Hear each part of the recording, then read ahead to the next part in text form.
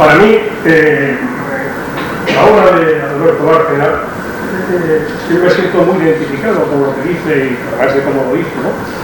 Yo soy un aficionado a la historia, soy ingeniero industrial, pero ahora mi afición, como me recuerda a mi buen amigo, el profesor catedrático de Historia Contemporánea de la Universidad de Alcalá, Javier Paredes, y editor de esta obra, mi afición es la historia. Y a medida que voy haciendo más mayor, tengo más afición a la historia.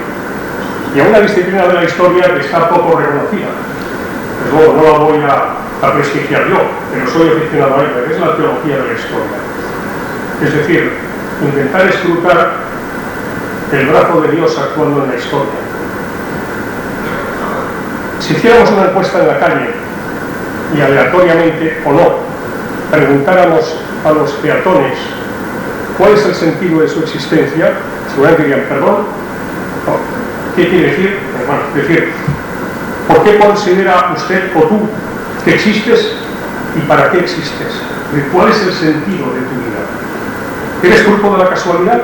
Y una vez que por casualidad has aterrizado aquí, pues se trata de sobrevivir lo mejor posible, ¿o crees que no estás por casualidad aquí y que además tu existencia tiene un sentido? Y si existe, ¿ese sentido cuál es? Bueno, los que tenemos la suerte de tener fe, sabemos cuál es el sentido de nuestra vida, de nuestra existencia. Creemos que hemos sido creados por Dios, somos fruto de un pensamiento amoroso de Dios y que, bueno, Él, que es amor, no se quiera mucho, ¿verdad? Es que es amor en esencia,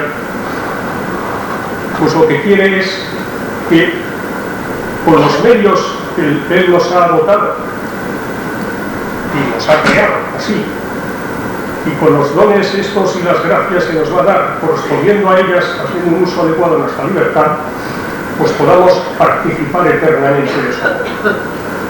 Nos ha dado la posibilidad de ser hijos suyos.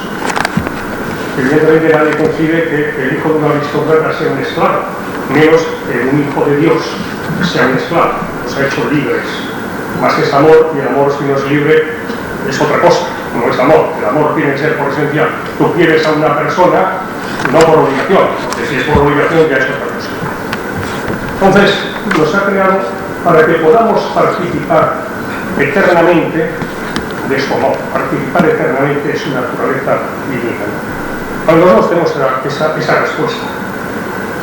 Bueno, lo mismo podemos expresar en relación con las naciones y con la historia. De la misma manera que nos planteamos la historia de cada persona, es decir, nuestra biografía, ¿qué sentido tiene? ¿Es una mera sucesión aleatoria de hechos que han ido conformando nuestra existencia en el tiempo? ¿O es la resultante de una interacción entre nuestra libertad y la providencia de Dios? Eso, de manera relativamente análoga, existe para las naciones. No porque lo diga yo, eso no tengo la más mínima autoridad para decirlo, sino porque es así. Y ese es el objeto de la teología de la historia. Nosotros consideramos que Jesucristo es el Señor de la historia, es el alfa y el omega, es el principio y el fin. Y por tanto, de la misma manera que hay un sentido cristiano de la vida individual, de la existencia de los hombres, existe un sentido cristiano de la historia. Antes de Cristo, en la antigüedad, ya Aristóteles y Platón, entre otros muchos, habían reflexionado acerca de cuál era el sentido de la historia. Pero ya, ¿la historia tiene algún sentido? ¿O es la mera sucesión en el espacio y en el tiempo de acontecimientos fruto de la interacción de los poderes políticos, militares, económicas, pero que no tiene ningún sentido? ¿O sí lo tiene? Y si lo tiene, ¿cuál es? Esta es una pregunta que desde la antigüedad se han hecho los filósofos. Y ya no en la antigüedad, sino ya después de Cristo, por hacer una referencia muy concreta, se le hizo en un momento de cambio rasante de la historia a San Agustín. Un momento muy crítico de cambio de la historia, que fue el siglo V. En el siglo V, el Imperio Romano, nada más y nada menos, empezó la historia del siglo IV, en el año 300, con las persecuciones más sangrientas de la historia a los cristianos, las persecuciones de Diocleciano. a partir del año 300 hasta el 312. Llegó, como sabemos, el emperador Constantino y con su edicto de Milán del año 313 dio libertad religiosa en el imperio. De tal manera que en 13 años se pasó de las más crueles persecuciones a los cristianos a libertad religiosa. Oigan, poco después un emperador hispano, Teodosio, en el año 386, decreta no la libertad religiosa, sino que el cristianismo sea la religión oficial del imperio. O sea que en el año 300, persecuciones martiriales terribles, oiga, y 70 años después, 80 años después, religión oficial del imperio. Pero es que poco después, en el año 410, Alarico invade Roma. Pues claro, podemos entender que los ciudadanos romanos de la época dijeran: esto es una consecuencia de haber abandonado a nuestros dioses. Se han vengado de nosotros los dioses. Durante siglos hemos sido el imperio romano lo que hemos sido. Hemos abandonado a los dioses, 313 edicto de Milán, Teodosio, edicto de Tesalónica, y ahora aquí, pues se derrumba el imperio. Pero para la evangelización cristiana era una situación difícil, y ahí es donde emerge la figura gigantesca de Agustín de Hipona, con su obra de Civitate Dei, que sienta las dos ciudades, que sienta las bases del sentido cristiano de la historia. La lucha eterna desde la revolución angélica del non serviam hasta el momento del fin del mundo. Esto lo conocen muy bien muchos de ustedes, sin duda, pero el profesor Alberto Bárcena, que ha escrito una obra magistral, Iglesia y Masonería, las dos ciudades, siguiendo el paradigma de San Agustín en las dos ciudades. Y ahora en esta obra sigue con ese modelo. Desde una concepción cristiana de la historia va aplicando ese paradigma a los sucesos que conforman la historia de España. Lo hizo en el primer tomo y lo hace en este, desde la Segunda República hasta el día que ahora glosó don Luis Alfonso, que todos recordamos perfectamente. Y debo decir que es extraordinario. Diré una cosa: la identidad cristiana de España es tan acusada que la descristianización de España significa la dilución de la identidad nacional de España. Eso no pasa en todos los países, porque no todos los países son iguales. Hay naciones que tienen una visión providencial en la historia. Israel, el pueblo judío, por antonomasia, pero luego Francia, la ciudad de Luis, España, desde la conversión de Recaredo. Y por eso, lo que explica aquí en este libro el profesor Alberto Bárcena es, desde mi modesto punto de vista, extraordinariamente lúcido e interesante. Hay un párrafo en la última página del epílogo y de la obra que dice: se comprende que detrás de todo combate entre españoles o españoles y otros pueblos, las potencias de las tinieblas han intervenido cuanto les ha sido posible. No somos, por supuesto, un caso aislado, dice Bárcena, pero quizá en nuestro suelo o detrás de nuestras banderas, esa guerra que no es contra la carne ha sido y sigue siendo más reconocible. Es así. Odian a España por ser cristiana. Por ser cristiana. Esa es la anti-España.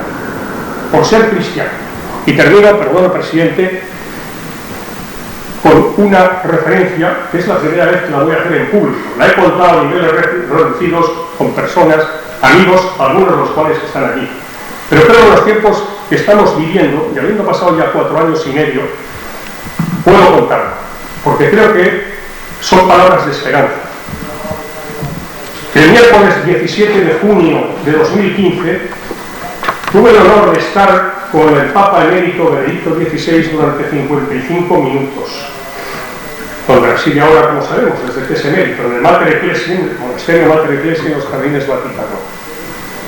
He estado con él 2 veces más, con posterioridad, en el año 17 y en el año 18. Y creo que la puedo y debo decirlo, como elemento de esperanza. Yo entonces estaba en responsabilidades oficiales en el Ministerio del Interior y le comenté que fuimos glosando los 8 años de pontificado, las visitas que hizo a España como Papa, el Encuentro Mundial de Familias en Valencia en 2006, el el 6 y 7 de noviembre de 2010 estuvo en Santiago, en Pacoreo, y el día 7 en Barcelona, consagrando la Basílica de la Sagrada Familia, la JMJ de agosto de 2011, aquella jornada memorable en Cuatro Vientos, que se emocionó, Benedicto se emocionó y dijo, se tocaba la presencia de Dios. Bueno, una cosa impresionante, ¿no? Y entonces yo me permití decirle, Santidad, usted conoce bien España, usted quiere a España, sabe cómo estamos en España y la situación que tenemos en Cataluña. Me permito rogarle que rece por España, nos hace mucha falta. Me interrumpió con toda dulzura y literalmente me dijo lo siguiente: el diablo quiere destruir España. Para empezar, no es nada, escuchar a alguien que está emocionado. El diablo quiere destruir a España. Teniendo sin duda, como yo me quedé impactado, me dijo, mire, le voy a decir,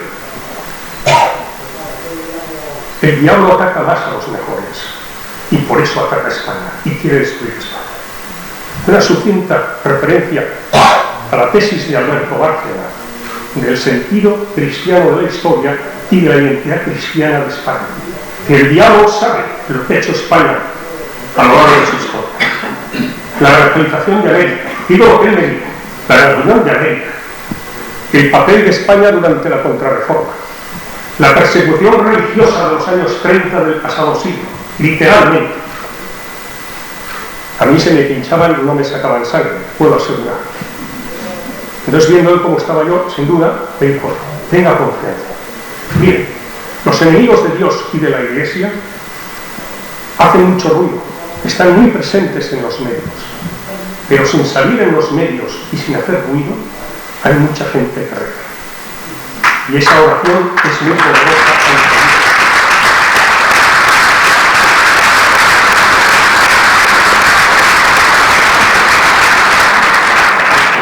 Son para Benito XVI, como saben. Y entonces yo casi que había terminado este aspecto de la conversación. Pues mire, le voy a decir las armas con las que van a derrotar al diablo y no va a conseguir destruir España.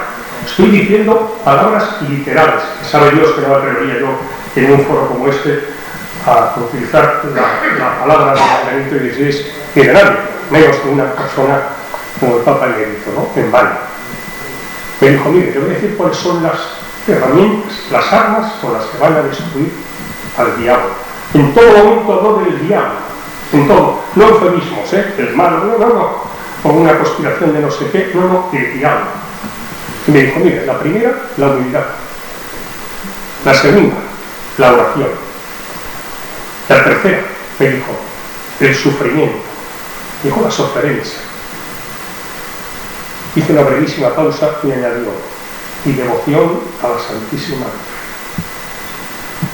Y entonces añadió, y como en el Evangelio del próximo domingo, me dijo, era miércoles 17 de junio, como en el Evangelio del próximo domingo, tenga confianza, que en el momento oportuno el Señor actuará, que el diablo no lo conseguirá. Yo conocía el Evangelio del día porque esa mañana había ido a misa en Roma antes de ir al Madre de Cristo Vaticano, pero el del domingo pues no lo sabía, pero claro, me faltó tiempo para enterarme. Es el Evangelio del episodio del mar de Galilea, que va el Señor en la barca, que se levanta, aquí está el almirante, ¿verdad? Se levanta la tormenta, los señores, Señor, que perecemos, el Señor se levanta, increpa los vientos, al mar, a las olas, bueno, y de repente se hace la paz. ¿Quién es este que hasta los vientos y la mar y lo obedece, no? Ya sea hombres de poca fe. Pues ese era el Evangelio. Me dijo, como en el Evangelio del próximo domingo, en el momento oportuno, el Señor actuará. Tenga confianza. El diablo no conseguirá destruir a España. Gracias. El enfoque original es también un enfoque pues, presente, por ejemplo, en Menéndez Pelayo, su Historia de los heterosos españoles. En su epílogo lo que plantea es precisamente eso, que la grandeza de España se debe al catolicismo y que en el momento que el catolicismo no esté presente, España caminará hacia su desmembración. Y la verdad es que en eso parece un poco adelantar cosas que están ocurriendo en nuestros tiempos. Al principio de su libro Alberto se asombra ante la visión de la historia que tienen muchos de los alumnos que le llegan, alumnos que sin embargo proceden de colegios pues muchas veces religiosos, que uno pensaría que tendrían una formación distinta. Yo tengo la suerte que finalmente doy clase a los alumnos de cuarto de historia. Nuestros alumnos del último curso de historia, pues la verdad, están ya muy vacunados de espanto y tienen una visión de la historia pues bastante sólida. Pero sin embargo no me extraña lo que cuenta, porque muchas veces hay una cierta frivolidad, tanto en colegios como en editoriales, a la hora de abordar los temas históricos. Por poner un ejemplo, saben ustedes que está muy de moda el potenciar el bilingüismo en los colegios. Pues se coge una asignatura cualquiera, había historia de España, se le suelta un libro publicado por la editorial de Cambridge, el inglés de Cambridge, un propuesto magnífico. El único problema es que cuando uno se lee el libro, pues es la visión de la leyenda negra de la historia de España. Pero bueno, eso supongo que es que lo que ese colegio, que sin embargo, pues el libro de religión lo cuida extraordinariamente y hace muy bien y todo lo demás, pues la historia no debe tener importancia. Lo que ocurre es que, claro, la visión que en la historia se da, por ejemplo, del tema de la religión, de cómo ha jugado en España, etcétera, pues es una visión muy en contradicción con lo que probablemente digan los libros de religión. Un caso también, si quieren ustedes viendo destacar, la editorial SM.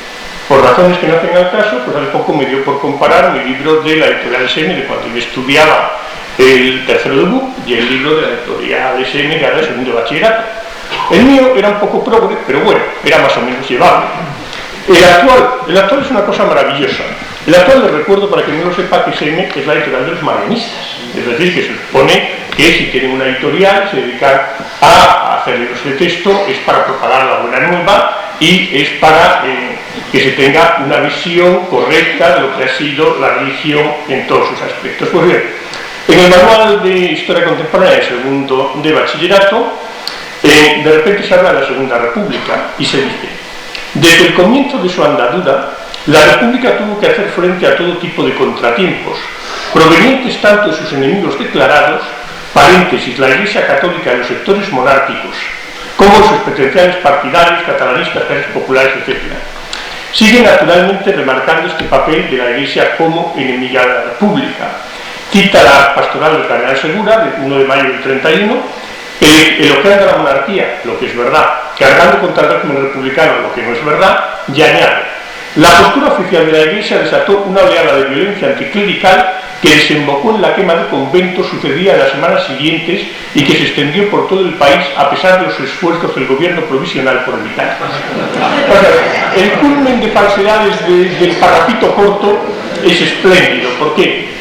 En la Iglesia Católica, enemiga de la República, falso. La postura oficial de la Iglesia Católica, declarada por el nuncio y por todos los obispos pastorales, es la de aceptación del poder constituido. La postura, digamos, del catolicismo social representado por el debate, por los hombres de esta casa, es la editorial del debate, escrita por el luego cardenal Herrera, diciendo precisamente que se aceptaba la reforma republicana del gobierno como forma válida y que lo que tenía que hacer era tratar de que se respetaran los derechos de los católicos. El intento del gobierno provisional por acabar con los quemas de mayo del 31, pues bueno, el libro que cita con profusión Alberto es el libro de Maura de la sicaria de Alfonso XIII, donde se ve que mientras que ese pobre ministro se quiera pararlo, la famosa frase de hazaña: todos los conventos de Madrid no valen la vida de un republicano, dimito si hay un solo herido por esta tontería, y un gobierno que deja pues, que durante horas y horas se vayan quemando edificios religiosos, y en otros lugares de España lo mismo. Claro, ¿en qué importancia tiene esto? Pues miren ustedes, si resulta que es que los católicos son los enemigos de la República, la Iglesia son los enemigos de la República, que llegue la guerra y los asesinen a mansalva y que se quemen las iglesias y se destruya el arte religioso, es natural, es decir, es una consecuencia sobrevenida de algo que vemos escrito en un libro de la editorial de los marianistas. Lo que, como digo, llama la atención, lo digo con tranquilidad porque lo dice su director general, que cumplimos en Roma poco más de un mes, y por lo tanto me decía: bueno, si nosotros tenemos 3 o 4 revisores que revisan los libros, no sé cómo los escogerán, pero no creo que anden muy acertados. Pues bien, cuando se lleva a la parte de la guerra civil, Alberto recupera la vieja fórmula de cruzada de liberación y le da un enfoque en el que hace mucho hincapié en la parte religiosa, que evidentemente es fundamental. Parte religiosa, la que yo siempre recuerdo una conversación que tuve con un exmilitante comunista y anarquista a la vez, que era difícil, Luis Martí Bielsa, en Barcelona hace unos años, y que, hablando de otros temas, yo quería entrevistar para hablar de los enfrentamientos entre anarquistas y comunistas en Barcelona, y él, de repente, lo más interesante que dijo no fue eso. Lo más interesante que dijo es que habló del tema religioso. Y dijo, bueno, Lenin decía que la religión era el opio del pueblo, y tenía razón, porque el sacerdote dice que es más difícil que entre un rico en el reino de los cielos que un camello por el ojo de una aguja. Y por lo tanto, ¿qué es lo que te está vendiendo? Que tengas esperanza, porque si eres pobre en la tierra, entrarás en el reino de los cielos. Y claro, así no hay forma de hacer la revolución. Y por tanto, nosotros no teníamos nada contra el sacerdote, contra el que a lo mejor jugábamos al tute en el casino, pero sin embargo, sí teníamos contra la religión. Y por lo tanto, como no habíamos llegado a un acuerdo, cuando llegó la guerra, sacamos las armas y las armas pues eran paradas. Y me quedé pues perfectamente asombrado de ver una explicación totalmente en este sentido coherente, racional, o sea, no había nada de odio de la gente, era simplemente una cosa muy normal. Esto es así, y como esto se pone que la revolución prospere, pues aquí procede una armataría. Y respecto a la importancia del tema religioso, no hay que olvidar que, bueno, el primer rector de esta casa, Federico Salmón, ministro de la Cera, fue asesinado el 36 de Paracuellos, y que en la capilla de nuestro colegio mayor tenemos las reliquias de varios de nuestros mártires de la guerra. Al hablar de la época de Franco, hace hincapié Alberto en el tema de la reconstrucción espiritual de España, indudable, digamos una reconstrucción espiritual apoyada en la sangre de los mártires, y luego naturalmente dedica bastante atención al Valle de los Caídos, digo naturalmente porque la tesis doctoral de Alberto, cuyo tribunal tuve el honor de presidir, fue sobre el Valle de los Caídos. Y bien, es tema sobre el que no quiero extenderme porque ya calculo que todos los que han seguido a Alberto conocen bastante bien sus trabajos al respecto. Pero el Valle de los Caídos, que efectivamente, y lo remarca en el libro, es un ejemplo único de monumento en que se tratan por igual a los caídos en una contienda civil. Siempre he tenido curiosidad por ver, no sé, en la Rusia soviética, ese monumento donde los rusos blancos y los rojos estaban enterrados por igual. Creo que los rusos blancos, si alguien se acuerda de dónde están, pues tienen mérito. Ese Valle de los Caídos, que fue un símbolo de la reconciliación de los españoles, es un Valle de los Caídos que salta por los aires, como salta por los aires todo lo que pudo ser el espíritu correcto de la transición, en el momento precisamente que el general Franco sale del Valle de los Caídos.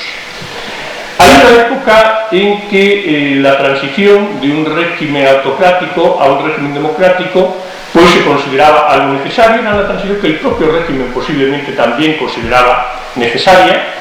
Y a este respecto, pues tenemos la entrevista de Franco con el general Walters, o tenemos también cuando se piensa en un Torcuato Sáenz Miranda y su equipo, que estaban convencidos en hacer lo que hubiera querido el propio Franco que se hiciera. Pero también yo destacaría una intervención hace como 3 meses en esta misma sala de Adolfo Suárez Villana, hablando de la transición política española, donde dijo, bueno, la transición evidentemente la hizo el rey Juan Carlos, la transición la hizo mi padre y la transición la hizo Franco, que los nombra los dos. Pues bien, la historia de la transición pudo haber sido una historia de éxito. Y lo que es una pena es que se pudo hacer una historia de éxito, una historia de reconciliación nacional. Reconciliación nacional, por otro lado, conseguida el 69 con la ley que pone fin a las responsabilidades de la Guerra Civil Española, que se lo dirá siempre. Sin embargo, pues está acabando de una forma que nos hace ser poco optimistas. Es decir, la verdad es que da la sensación de estar asistiendo a un fin de régimen. Y cuando uno se plantea el porqué, digamos, podemos haber pasado de una España próspera a una España que luego parecía estable y reconciliada, a una España en la que se trata por años. Por cierto, hay que mencionar la extraordinaria clarividencia de Franco, también lo recoge Alberto en su testamento político, cuando dice que los enemigos de España como España Mila y la civilización cristiana están al acecho, pues son dos temas que están saltando, evidentemente. Pero cuando se plantea el porqué de este fracaso, quizá vamos a veces a recurrir a lo que puede ser un tópico, pero que encontramos en muchos autores, sobre todo autores extranjeros, cuando estudian el caso de la historia española. Me viene a la cabeza Brunesen, que es un corresponsal inglés que cubre la Primera Guerra Carlista, es decir, es un señor que muere en el siglo XIX, es prisionero de los liberales, está a punto de fusilar, creyendo que es un espía, porque claro, él es posiblemente el primer corresponsal de guerra, y explica que hace un extranjero con los carlistas tratando de atravesar luego la España isabelina, diciendo que es corresponsal de guerra cuando no hay otro que sea un corresponsal de guerra. Bueno, salvó la vida gracias al embajador británico, etc. Pero su libro lo termina diciendo que el problema de España, y escribirá en la época de la Tercera Guerra, el problema de España es que le faltaban hombres de Estado, que es un gran país, que es una gran nación, pero que desastrosamente, y salvo contadas excepciones, pues era un país que tenía una clase política que realmente podría ser mejorada. Y por mi parte, pues nada más, porque aquí realmente hemos venido a estudiar a Alberto y que nos hable de su libro, que es lo que todos queremos. Excelentísimo presidente de la Asociación Católica de Propagandistas, director del Instituto, ministro, profesor Paredes, profesor Bárcena, señores y señoras. ¿Por qué estamos hoy aquí?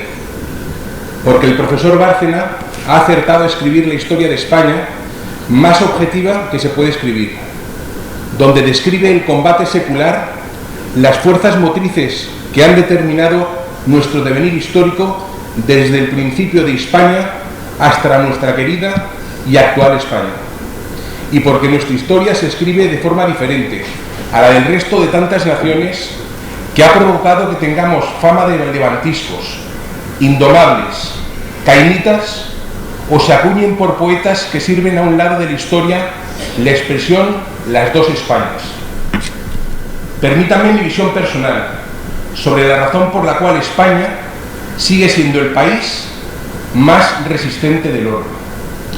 Resistente a plegarse al dictado de lo que las élites, que se autodenominan ilustradas, llaman la verdadera libertad, que ya sabemos que no es tal. Resistente a perder su fe católica, resistente a perder sus tradiciones o el verdadero sentido de la familia o la educación, resistente a arriesgar las instituciones como la monarquía, el ejército, las empresas y la propiedad, las diputaciones o los ayuntamientos de nuestros pueblos, en juego donde ganan los que controlan todo o casi todo, menos algunas conciencias. No se me ocurre acertar por qué extraña coincidencia en España no ha conseguido arraigar ni la reforma protestante ni los principios indubitables de la Revolución Francesa. Y no será porque no se han empleado a fondo, como relata el libro de Bárcena, que hemos tenido dos repúblicas siempre seguidas por otras tantas restauraciones borbónicas que roza lo imposible en el mundo. Y claro, la manía crece. Solo así se explica la leyenda negra, tan cuestionada hoy en día en obras de gran repercusión y profundidad académica, que por desgracia cambia un poco el sentido histórico de la mayoría de nuestras élites, empeñadas como están en vivir con unos principios que sobre todo no sean incómodos. Les exhorto a que reflexionen en voz alta. No estamos como están todos nuestros vecinos, convencidos de que el sentido de la historia es único y que el progreso dictado por lo políticamente correcto es la razón por la que todos tenemos que sacrificar lo que pensamos. No. En España todavía hay gente que cree en la familia, en el Sagrado Corazón, que nos llamamos Tierra de María, como le gustaba decir a San Juan Pablo II, que pensamos en el honor, la verdad y la justicia son valores y principios que deben acompañar a los valores de la convivencia, de la libertad, de la solidaridad y de la verdadera igualdad y respeto. Que España es múltiple mientras esté unida, de lo contrario no será España. Y lo múltiple se despertaría por la verdadera nostalgia del engaño de lo que nunca fueron. Demasiada propaganda y poca verdad. Justo lo que denuncia la obra de Alberto Bárcena. El día 24 de octubre de 2019 fue un día triste para mí, por lo que supuso el atropello con el único español contra el que se ha aplicado la ley de memoria histórica. Una ley hecha contra uno solo. Se profanó la tumba de mi bisabuelo, con un aparato que quería mostrar la desproporción del que ostenta el poder de forma no discreta para decir que está por encima de todo. El mundo conoce cómo aconteció, porque está claro que lo propio que buscaban se volvió contra ellos. A ningún español de bien le parece normal que se saque a ningún familiar de su tumba. Una venganza planificada y ejecutada de forma obscena. Intentaron, como lo intentarán con muchos de los aquí presentes, quebrar nuestra dignidad. No lo consiguieron y la escena en la que abandonamos el Valle de los Caídos queda ya como un fondo de un capítulo difícil, explicación en la historia de España. Cuando mi bisabuelo fue llamado a Dios, tan solo tenía 1 año y medio, por lo que no pude conocerle ni tampoco despedirme de él. Como se hicieron multitud de personas rindiéndole un último homenaje. Mi padre, junto a mi abuelo y mis tíos, le portaron a hombros en ese último adiós a su ser querido. A través de lo que me han contado en casa, de lo que he escuchado, de lo que he leído y de la cantidad de obras que hizo en España, y ahí quedan, he apreciado más, si cabe, a esta persona que forma parte de la historia de España. Quiero recordar igualmente que don Francisco Franco, junto a mi otro bisabuelo, don Alfonso XIII, fueron los 2 hombres que gobernaron España la mayor parte del siglo XX. Para ambos, Dios, patria y familia fue el lema que siguieron fielmente, sirviendo a los 3 con alteza de miras y la honradez más acrisolada. Ese fatídico día, con un estado de ánimo sereno, pero contradictorio por lo que he contado anteriormente, sentí la profunda emoción de poder portar ambos a mi bisabuelo, como hizo mi padre 44 años antes, recordando muy especialmente aquellas familiares más cercanos que no estaban ya con nosotros y que siempre optaron por el silencio respetuoso y la verdad. A nadie se les escapa que el acto fue fríamente planificado, calculado y aislado del mundo, pero no podían medir que al salir de la hermosísima basílica, con sus ángeles guardianes, sus tapices, su cruz, atravesar esa puerta portando el féretro, inevitablemente cara al sol, ante esa escalinata, esa explanada vacía, y divisando Madrid a lo lejos, sentí el apoyo y el consuelo de muchos españoles y extranjeros que les hubiera gustado poder estar ahí y que entienden que la historia de España no se puede falsear con propaganda, alimentando el olvido y negando la convivencia. Al jefe del Estado y general de los ejércitos quisieron privarlo de todo reconocimiento. No había nadie, pero el mundo entero nos estaba viendo. Los 12 cañonazos de rigor no faltaron, gracias a unos valientes anónimos que, como siempre, aparecen en los momentos cruciales de la historia de España y que pasaron la noche en un cerro cercano, desafiando la hipotermia, el frío oficial y real, pero que lanzaron 12 cohetes en el momento en que salíamos del templo. La bandera española tampoco faltó. Toda la familia portaba un lazo con la bandera de España en la solapa. Tampoco faltaron el pendón en su casa ni la bendición del prior. Les salió casi todo mal. Me dan ganas de apostillar que la historia no la escriben los que quieren, sino los que pueden. Sin embargo, la esperanza existe y, para mi sorpresa, España no es el único país que está dudando del globalismo de ciertas élites. Signos de victoria o de despertar de las conciencias, una nueva era. De nuevo, el sentido de la historia solo se puede comprender con las claves que proporciona en esta obra el profesor Bárcena, y la verdad es que quedo expectante sobre cuál será la foto del tercer tomo. Muchísimas gracias.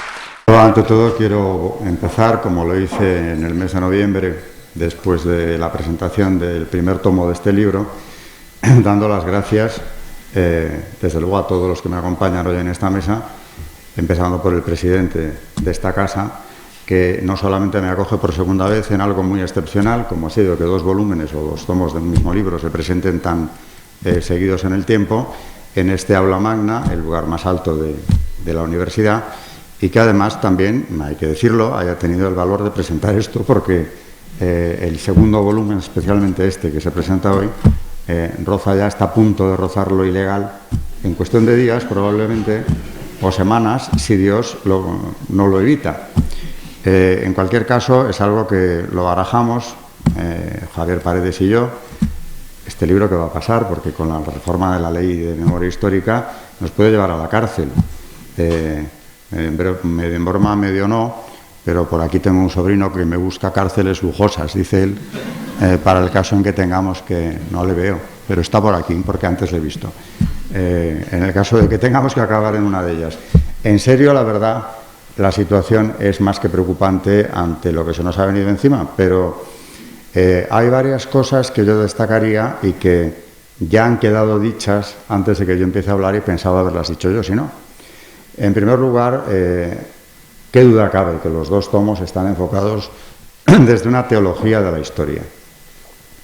Eso en primerísimo lugar, pero Jorge lo ha desarrollado y además quiero agradecerle no solo que haya venido a la presentación y ese desarrollo de teología de la historia como introducción del libro, sino también que contara esa anécdota tan esperanzadora para nosotros los españoles, que es la conversación con Benedicto XVI, que yo conocía, pero que tampoco él ha divulgado, la verdad, hasta el día de hoy.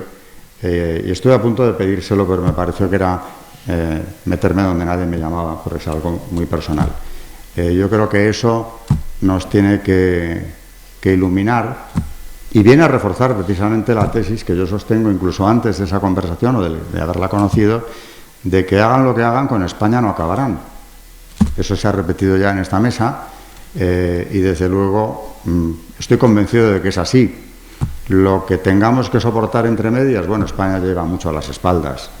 Quiero decir que en cuanto a persecuciones, combate del enemigo sistemático y profundísimo, ya sabemos algo de eso. Somos la nación que sabe más de eso. Porque nos hemos tenido que enfrentar con el furor.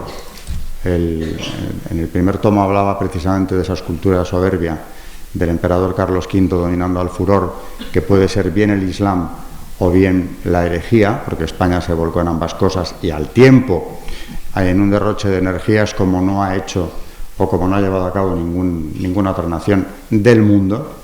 Es la única que lo ha sacrificado todo al ideal religioso. Desde luego, cualquier interés económico, político, estratégico ha quedado supeditado en la historia de España por nuestros gobernantes y por el pueblo español, desde luego a la defensa de la fe. Y eso es lo que, claro, saca de sus casillas al enemigo, no solamente al enemigo malo, al demonio, sino a todos los que le han servido desde diferentes flancos, de una manera más o menos consciente, pero le han servido, de manera muy eficaz, desde luego siempre. ¿Lo hemos supeditado todo a la fe? Sí, qué duda cabe. El problema que ha tenido España, y aquí ya entro de lleno en lo que es este segundo tomo, en la edad contemporánea, aunque ya en la contemporánea se toca mucho del asunto, porque en el primer tomo se habla mucho de ella. En realidad está toda la contemporánea, excepto de 1931 hasta aquí, como decía el presidente, especialista en contemporánea, en la presentación del primer tomo, pero si la mayor parte de este libro es de mi especialidad, verdaderamente la mayor parte del primer tomo es contemporánea, porque ahí ya empieza a complicarse el asunto. Cuando el enemigo está fuera y tenemos que defender la ciudadela, pues las cosas son más sencillas que cuando lo tenemos dentro. Y en la contemporánea está dentro, que duda cabe. De ahí las guerras carlistas, el enfrentamiento entre las dos Españas, el propósito liberal, aunque no quiero meterlos a todos en el mismo saco, en su conjunto el resultado fue ese, de hacer una España laica, con un odio a la Iglesia tan visceral como en la Francia revolucionaria. Ya se ha visto el resultado en las desamortizaciones, matanzas de frailes, etcétera, del siglo XIX.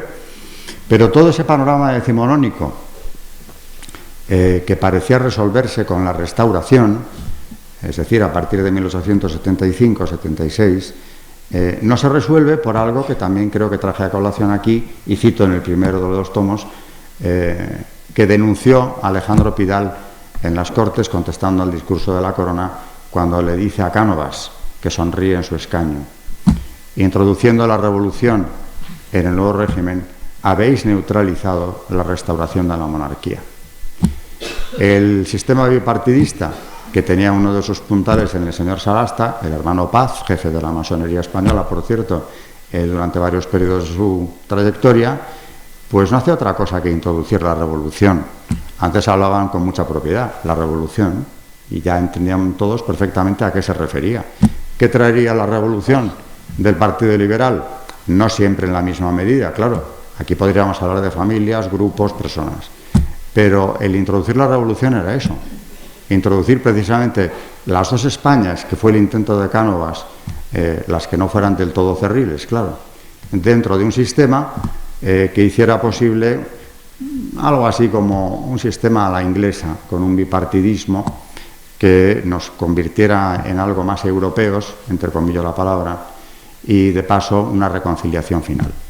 Pero claro, la revolución estaba ahí desde el principio, y tendrá diferentes caras, pero como ya en el primer tomo hablé de esto, Luis Alfonso ha dicho con acierto, yo no lo había pensado, pero es verdad que sus bisabuelos, uno y otro, prácticamente son los que gobiernan durante todo el siglo XX. Alfonso XIII es proclamado rey en 1902 y expulsado en el 31. Tenemos un paréntesis dramático de 5 años, que aparece ya en el segundo tomo, claro, es precisamente el inicio del segundo tomo. Viene la guerra civil, resuelve la situación al alzamiento nacional, que es como tenemos que llamarlo, frente a esa nueva terminología sesgada y sectaria de rebelión militar. No, el alzamiento nacional. Porque detrás del ejército se alzaba una buena parte de España, más de la mitad. Eso de las dos Españas tampoco es cierto.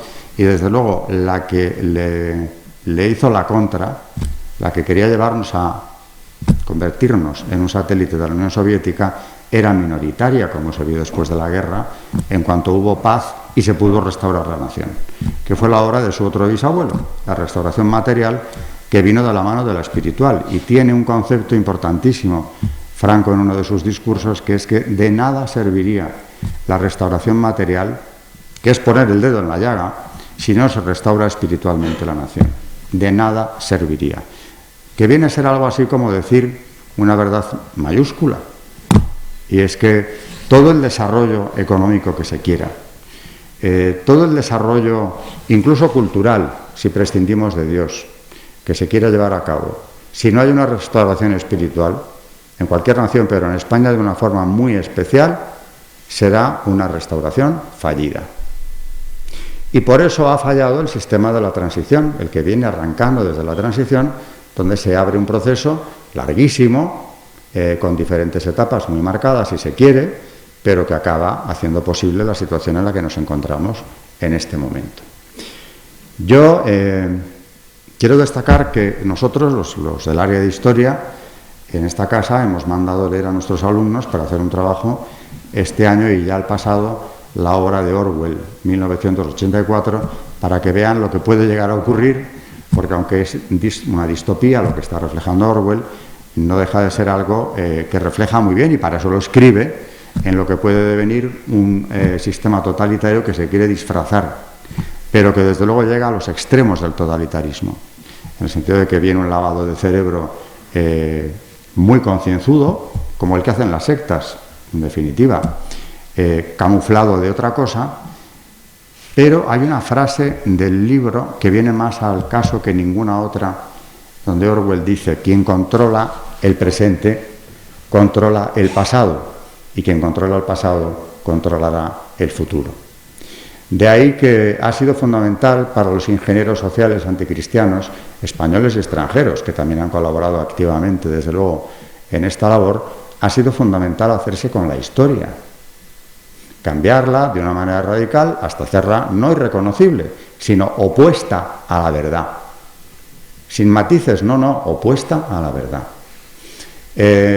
Ya mencioné también en noviembre, hablando del primer tomo, aquel congreso de la otra memoria que organizó nuestro presidente actual para contestar a la de Zapatero. Ya se veía venir el peligro que entrañaba aquella ley, que no es nada comparado con la que viene. En el libro que se publicó, las actas de aquel congreso, él, en la introducción, dice que sería interesante algo así como: no estaría de más que se llevara o se realizara una tesis doctoral, que da para ello, sobre esta cuestión. ¿En qué momento los buenos empezaron a ser los malos y los malos empezaron a ser los buenos? Oficialmente hablando, claro, se entiende. Y ya saqué a colación, como hizo él en su libro, algo que sigue ahí bien visible. Teníamos el monumento, la estatua ecuestre de Franco, retirada vergonzosamente de la entrada de los nuevos ministerios, y sin embargo siguen estando ahí los monumentos a Indalecio Prieto y Largo Caballero, que no es que sean socialistas, es que son los que organizan la revolución antirrepublicana, porque esa república no era la que ellos querían, aunque la trajeron, ya habían estado en ella como ministros antes de esto. En el 34 organizan una revolución a nivel nacional, donde ocurre lo de siempre, se proclama el Estat català. Bueno, ya el 14 de abril habían proclamado la República Catalana, en el 34 el Estat, es decir, la desagregación de España. Esto lo reconocen los dos, Indalecio Prieto y Largo Caballero, nunca negaron su participación activísima, su liderazgo en esa revolución, que se hace especialmente dura en lo que se ha conocido también por eso como la Revolución de Asturias. La Revolución de Asturias es donde aquello ya llega a niveles de guerra civil local o localizada en una provincia, pero una guerra civil que ya presagia lo que va a ocurrir en el 36, 2 años más tarde. Hacen imposible la convivencia, porque lo que había, y subrayo mucho en este segundo tomo, era una falta total de identidad en cuanto al proyecto no compartido de los miembros del Pacto de San Sebastián. Unión de perros y perros y gatos por un mismo hueso. Es decir, se trataba de echar al rey y una vez que se fuera, pues cada uno tenía su proyecto a llevar a cabo. Unos querían un tipo de república, otros querían la otra, en muchas cosas están de acuerdo, la inmensa mayoría es anticatólica, de hecho hay 2 católicos en el gobierno, se les llamaba así, los católicos, estoy hablando del primer gobierno, del provisional, ¿no? Maura y Alcalá Zamora, que tranquilizaron a las clases medias, conservadoras, con su presencia, con lo cual, la verdad, hicieron un flaco servicio a la sociedad española y a la convivencia, porque no era esa imagen que ellos transmitían lo que estaba fraguándose en el Pacto de San Sebastián. Y sin embargo, Indalecio Prieto y Largo Caballero, autores, protagonistas, confesos de la Revolución del 34, donde ya, por supuesto, no es que se quemen iglesias, es que se matan curas abiertamente, como siempre que tienen ocasión las mismas fuerzas antiespañolas, los dos siguen teniendo su monumento en la Castellana y nadie ha cuestionado, salvo alguna pequeña intervención, que deberían ser retiradas las estatuas de estos señores. Se retiró la de Franco, que es el que arregló lo de Asturias, por cierto. Ese sí era el que sobraba, el que salvó a la República en el 34, lo cual es para desarrollar, porque verdaderamente el alzamiento nacional, también hay que dejarlo claro, no es un alzamiento contra el régimen republicano. El propio Alfonso XIII, después ya en el exilio, recién llegado allí, dice que si la República funcionara, como es debido, claro, y fuera un Estado de Derecho, pues sería mejor colaborar con ella por el bien de España. Eso lo dice el rey. A Franco le cuesta aceptar eso y se nota en lo que tarda en retirar la bandera rojigualda de la Academia de Zaragoza, hasta que le tienen que llamar la atención y amenazarle, porque sí, mucha república y el rey se ha ido y lo ha aceptado, aparentemente, ¿no? Pero la bandera rojigualda sigue aquí. Y al final, en el 34, haciendo incluso caso al rey, porque me decía un amigo que de Franco había que destacar 2 o 3 aspectos. Es muy básico lo que él defiende. Es ante todo católico. Ante todo católico. Es decir, si hay que defender una república, será siempre y cuando sea un Estado de Derecho donde los católicos al menos puedan expresarse sin ninguna traba y practicar su religión también sin ninguna traba. En segundo lugar, es un patriota español, por debajo de católico. Claro que es algo que va de la mano. ¿Cómo no ser católico siendo un patriota español auténtico? Y no cabe la contradicción, porque resulta que los que son anticatólicos rarísima vez vitorean a España o les gusta nuestra bandera. Es curiosísimo, o no tanto según se mire o se analice. Y en tercer lugar, por supuesto, católico, patriota y desde luego militar, en el sentido de que tiene un sentido de la jerarquía, de la autoridad y de la obediencia, naturalmente producto de su educación castrense. Monárquico, desde luego, lo tiene probado a lo largo de toda su trayectoria. Estamos hablando de un gentilhombre de Alfonso XIII que apadrinó su boda. Es decir, que lo de que la monarquía sea la salida natural del régimen no es algo que se le ocurra a última hora ni en los años 40. Tiene clarísimo que España es un reino. Desde que estalla la guerra, no, antes. El alzamiento nacional se produce porque es inevitable y, como él mismo dice también, no contra la República, es un alzamiento contra el Frente Popular, que lo que está haciendo es el juego a la Unión Soviética, porque se fraguó en la Unión Soviética, se diseñó allí y allí nos dieron jefe, porque de Moscú vino investido in pectore por la Comintern Largo Caballero, el Lenin español, como jefe de ese Frente Popular. Y contra eso es contra lo que se levanta el ejército. Y detrás del ejército, media España, porque claro, de esa no se quiere hablar, de la que no era militar, pero sigue al ejército, tercios de Requetés, los propios falangistas y monárquicos que se levantan también con el ejército detrás de él, porque quieren salvar a España. Esto no es una bicalvarada, no es un golpe decimonónico del ejército que quiera tomar el poder. Es media España, o más, levantándose contra ese sistema dictatorial que nos lleva a convertirnos en un país satélite de la Unión Soviética con todas las consecuencias que eso trae.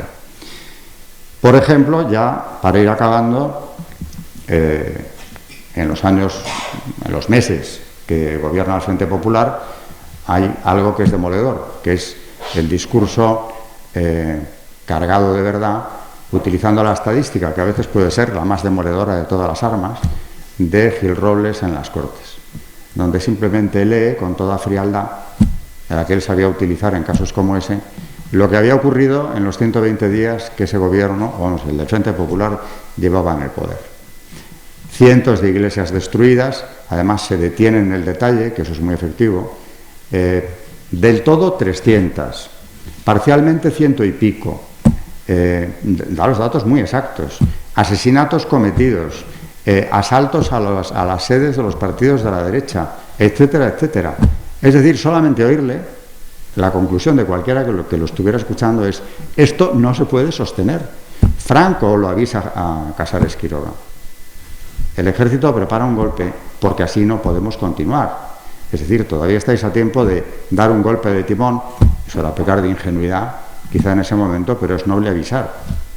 Aquí no es que no haya gobierno, es que el que había era un gobierno contra media España, un gobierno revolucionario que estaba poniendo en marcha una revolución no muy distinta de la soviética, porque de ahí venían las directrices. Después de esa restauración, ha sido desde luego la profanación de la tumba de Franco una de las grandes vergüenzas nacionales que España ha presenciado a lo largo de toda su historia, y no por aquello de que sea parte de la historia, como han dicho algunos. Sí, hombre, caramba, nos van a descubrir que Franco era parte de la historia. Hacía falta que nos contase alguien que Franco era parte de la historia y por lo tanto teníamos que asumirlo como se asume cualquier otra cosa, cualquier otro periodo. No, no es que fuera parte de la historia. Ese es el que vino a restaurar precisamente la España católica, la unidad católica, y con ello trajo, como era de esperar, la prosperidad, la paz y la reconciliación que no se habían conseguido en España nunca, nunca.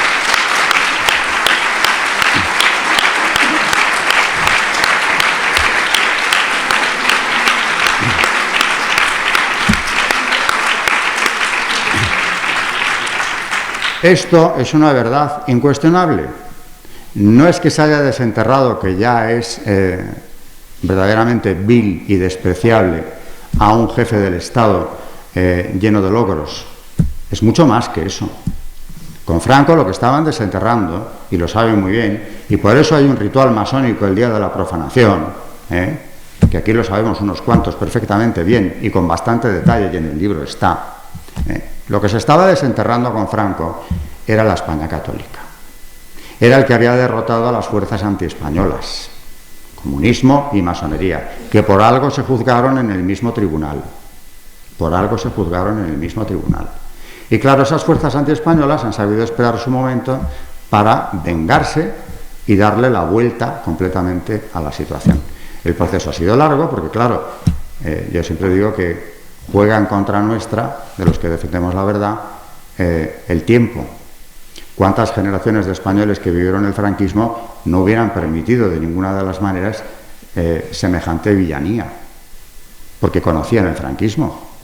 Es decir, a mí no me pueden contar eso, como nos pasó en un plato de televisión, con tu tío Francis, por cierto, uno del equipo contrario, porque aquello era un circo, realmente, cuyo jefe era Nasagasti, para que nos hagamos una idea, pero llevaban siempre como fuerza de choque a Antón Losada, que es muy agresivo y bueno, empezó a disparatar, comparando a la España de Franco con Biafra, por ejemplo, ¿no?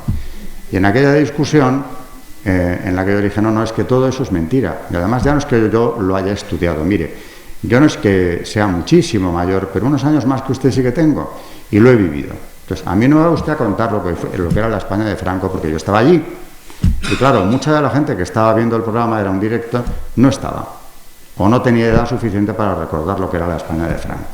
Nos van a contar que la España próspera que hemos conocido es obra de ¿quién? ¿De los hombres de la transición? Hombre, me da la risa floja. Porque es que no hubiera podido haber transición, siquiera, si no fuera por lo que él mismo dijo, que ha salido aquí a reducir. El legado que dejo, le dice al general norteamericano, es el de una clase media, que no había existido en España jamás, en esa cantidad. Y sin eso era imposible llevar a cabo ninguna reforma política. La reforma política, además, eso de ley a ley, efectivamente. ¿Quién votó la ley de reforma política? Las Cortes de Franco. ¿Y qué ocurre con la transición? Pues a partir de ahí, primero, solapadamente, se empieza a ignorar la figura de Franco.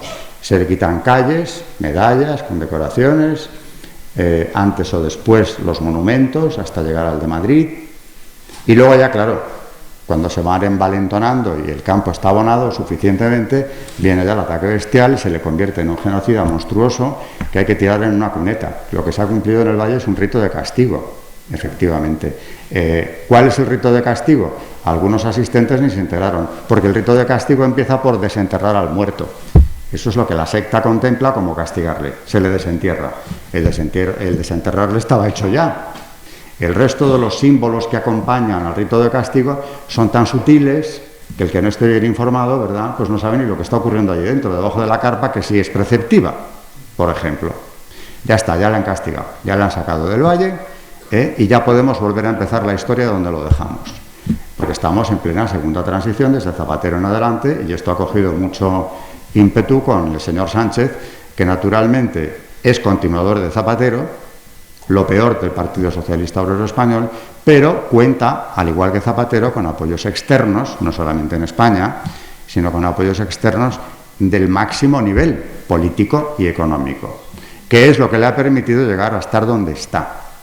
Y proceder, como ya hizo en su día, o rematar la labor de Zapatero, invirtiendo por completo el orden natural. Y no es casualidad, vuelve lo diabólico a aparecer. Los que quieren invertir la situación española, convertir a España en algo bueno, desmembrarla, deshacerla, esa izquierda radical española ha sido siempre contraria, tan contraria a España que ha intentado su destrucción de mil maneras. Por ejemplo, los que propiciaron el cantonalismo, los republicanos federales, que sí, propiciaron el cantonalismo desde Madrid, lo diseñaron y lo hicieron, para dejar a España reducida a un mosaico de estados, cantones, o como se les quiera llamar, donde había algunos como el de Toro, por ejemplo. Qué bien que Toro sea un estado. ¿A qué más podemos aspirar? Porque claro, si seguimos ese ejemplo, se declaró un cantón de Camuñas. Ellos solos se fueron también. Se declaró el cantón... Sí, por todas partes fueron surgiendo. Y eso se fraguó, se propició y se desarrolló en Madrid por parte de la misma izquierda, que más tarde ha venido a hacer lo mismo cuando ha tenido ocasión. Con un agravante, y es que si esa izquierda se calificaba de anticlerical, que es un eufemismo que yo creo que deberíamos desterrar, porque los anticlericales españoles lo que son realmente es anticristianos, solo que queda mejor lo otro, y se les llama anticlericales, entramos en el juego del lenguaje. Cuando han tenido ocasión de hacerlo, ahora no solamente quieren desmembrar España, yo creo que ya a nadie se le oculta que Pedro Sánchez quiere exactamente lo mismo que Torra. Algo de eso aparece ya en el libro. No es que esté otorgando, es que están jugando a lo mismo, porque en el fondo les importa España o tienen de España un concepto muy similar uno y otro.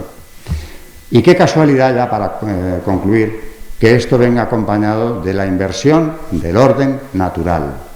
España debe ser destruida como se debe de destruir el orden natural.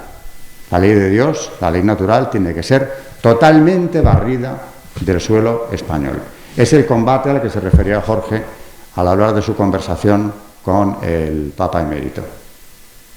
Esa inversión del orden natural no es ajena, ni mucho menos, al ensañamiento con España, con la patria española, que ha sido el bastión, ha sido la única, no una de, la única nación que, como dije al empezar mi exposición, lo ha sacrificado todo al ideal de la fe.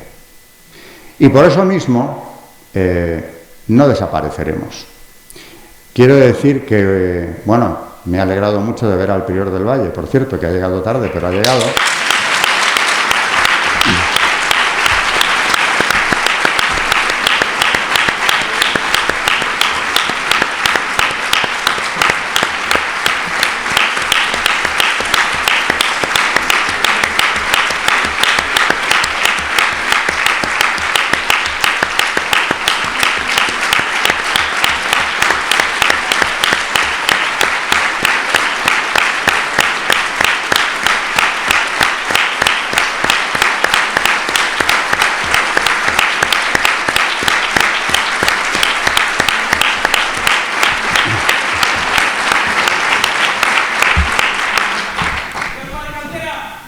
¡Viva!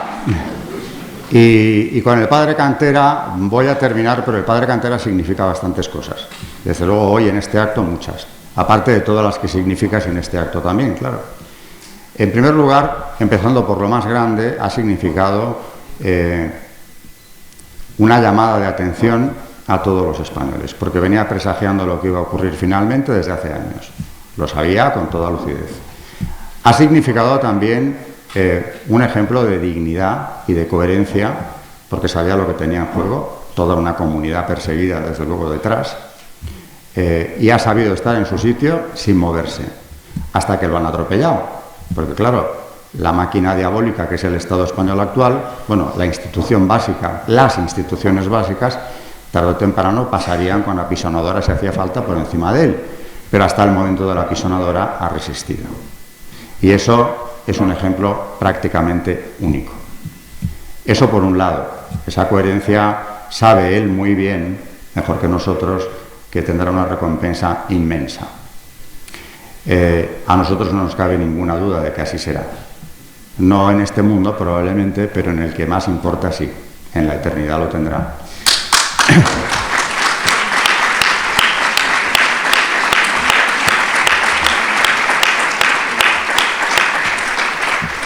Durante meses nos devolvió la esperanza de ver que aquí no había muerto España entera, que había una reacción por alguien que era así, lo que se ha comparado tanto, ¿no? David contra Goliat, el padre Cantera contra los poderes fácticos de toda la progresía y la no progresía también, la española y la de fuera, él solo, pero solo es solo prácticamente, porque adhesiones personales, claro, sí, por detrás algunas han caído. Pero por Dios, que no se oiga en voz alta, que nos jugamos mucho. Pero haya estado él. Y luego ya en lo personal, pues este libro le debe muchísimo, como todo lo que he escrito prácticamente a partir de mi tesis doctoral, que como dice el presidente, presidió mi tribunal. Por cierto, que hoy, si no me equivoco, se cumplen los 7 años de la defensa de esa tesis. Precisamente, también en esta casa, ahí enfrente. Yo continué un trabajo iniciado por él, la redención de penas en el Valle de los Caídos, y lo terminé y de ahí salió el libro, resumen de dicha tesis. He mantenido con esa comunidad una relación muy estrecha durante muchos años. Ya tuve con él una amistad, aunque breve, porque fue un año en lo que coincidimos en el CEU, pero lo suficientemente sólida como para que luego pudiera venir toda esa colaboración. Y puedo decir honradamente que sin el padre Cantera ni hubiera habido tesis sobre el Valle de los Caídos, no sé siquiera si hubiera habido otra tesis doctoral, mía digo.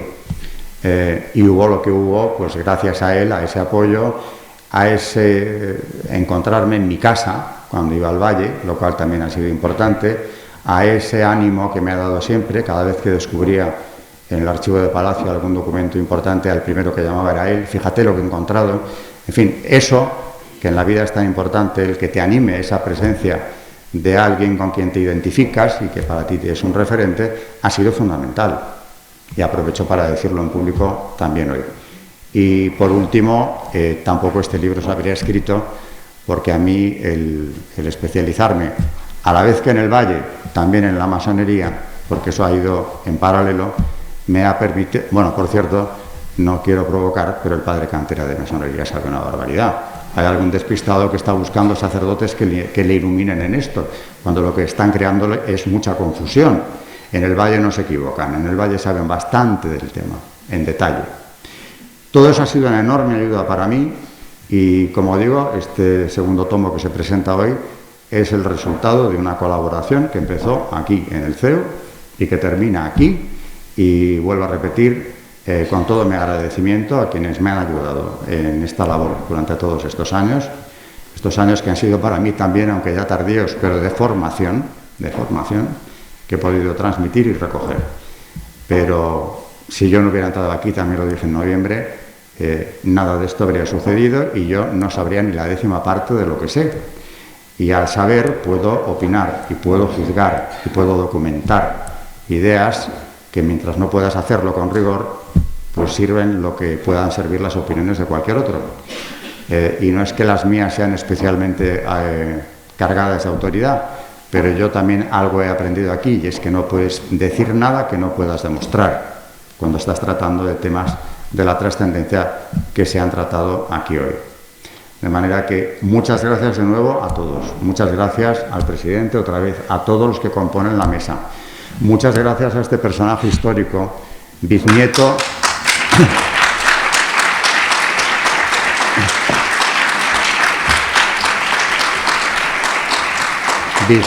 de los 2 jefes de Estado que consagraron España al Sagrado Corazón. Porque si bien Alfonso XIII, sabiendo lo que se jugaba, hizo no la primera, hizo 3 consagraciones, como consta en el primero de los tomos. El otro bisabuelo también renovó la consagración en 3 ocasiones, con la misma fórmula prácticamente de Alfonso XIII. Así que no es casualidad tampoco que inmediatamente, cuando Javier me enseñó la portada del libro, dije, quiero que esté Luis Alfonso en la presentación. Por lo que significa, porque además ha tomado la antorcha en la defensa de lo que es España en sus significados más profundos, ha quedado clarísimo, ha tocado la fibra de todos los presentes, precisamente con sus palabras también. Así que gracias a toda la mesa, gracias a todos los que están hoy aquí presentes, que, como se ha visto claramente, pues participan del mismo amor a España, de la misma fe en Dios y, desde luego, de todo lo que estamos intentando defender en la medida de nuestras posibilidades, los que estamos aquí sentados sin duda alguna, y yo creo que la mayor parte de los que están enfrente también. Gracias a todos.